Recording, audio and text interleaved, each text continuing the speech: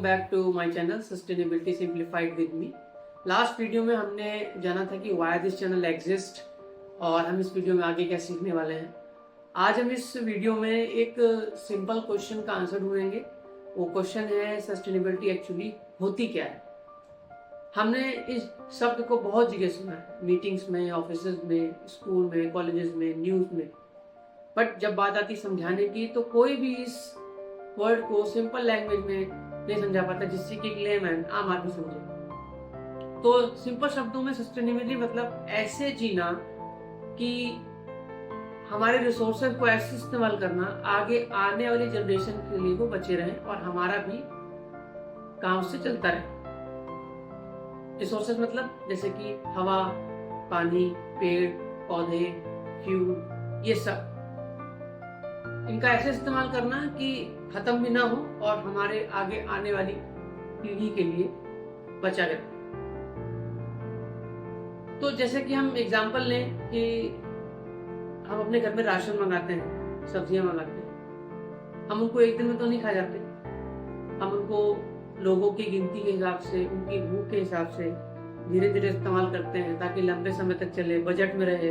अगर कोई extra person मेहमान वगैरह आ जाए तो उसको भी ये मिले।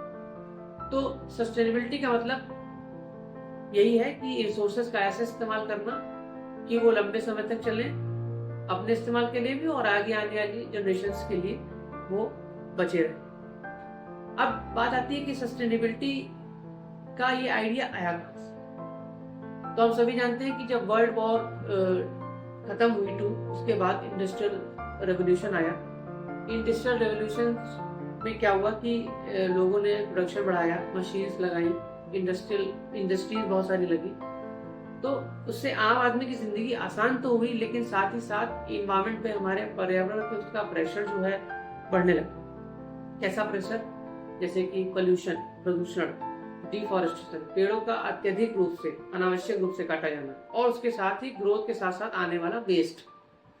तो हमारे साइंटिस्ट और एक्टिविस्ट ने ध्यान दिया इस चीज पे और सोचा कि अगर ऐसे ही इंसान इसी ग्रोथ से, इसी स्पीड से चलता रहेगा, डिग्रेडेशन करता रहेगा, तो बहुत ही जल्दी ह्यूमैनिटी का अर्थ पे रहना, सरवाइव करना मुश्किल हो जाएगा। तो वहीं से सस्टेनेबिलिटी का एक आइडिया ग्लोबल फैलने लगा, पॉपुलर होने लगा, जिसका मेन पर्पस ये था कि sustainability for people, growth and prosperity together from planet.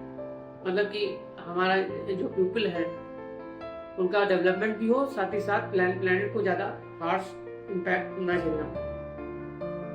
इसको प्रभावी रूप से लाने का काम यूनाइटेड नेशंस ने किया। जब एक वर्ड है सस्टेनेबल डेवलपमेंट, इसको ब्रिटेन रिपोर्ट में उन्होंने अपना पब्लिश किया। वहां से ये आइडिया ग्लोबल बन गया और फिर ये चलन में हमारे आ गया। साथ ही सस्टेनेबिलिटी हमारी लाइफ में इतना जरूरी है कि हमें लगता है कि ये हमारे काम का नहीं है, लेकिन एक्चुअली हमारे बहुत काम का है। आगे वीडियो में हम सस्टेनेबिलिटी से जुड़े और भी फैक्ट्स की, फैक्टर्स की, टर्मिनोलॉजीज की बात करेंगे और हम देखेंगे कि और कैसे हम इसको अपने प्रैक्टिसेस में ला सकते हैं, क्योंकि small actions that makes a big impact. तो सस्टेनेबिलिटी की दूसरी डेफिनेशन यहीं पे निकल के आती है कि it is a balance between growth and nature. Growth किसकी? पीपल्स की ग्रोथ फॉर प्रॉस्पेरिटी, और नेचर पे कम से कम इम्पैक्ट हो इस ग्रोथ का।